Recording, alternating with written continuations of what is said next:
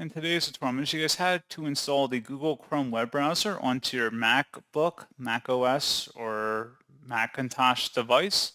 So this should hopefully be a pretty straightforward process, guys. And without further ado, let's go ahead and jump straight into it.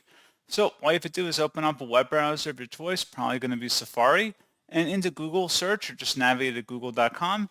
Go ahead and search for Google Chrome.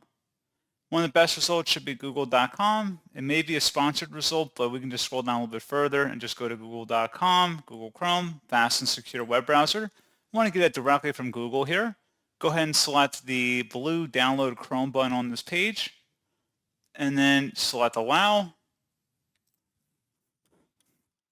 And now you can see it's appeared in our download folder. Go ahead and open that up, and then run that file. It should be a .dmg file.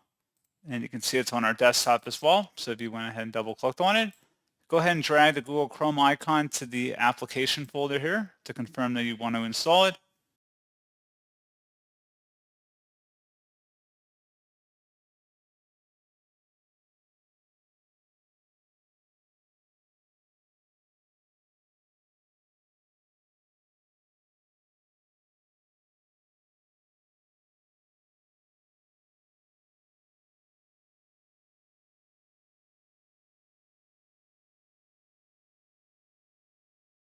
And then if you open up the application folder here, it should appear right here. So you can go ahead and double click on it to open it up. It should appear down our system dock. You can right click on Google Chrome and then you can do options and then keep in the dock if you want to keep it down here. So it says Google Chrome is an app download from the internet. Are you sure you want to open it? Select open. And you can set it as your default browser if you want. Otherwise, you can uncheck that. And help make Google better by sending statistics, you can select Start Google Chrome.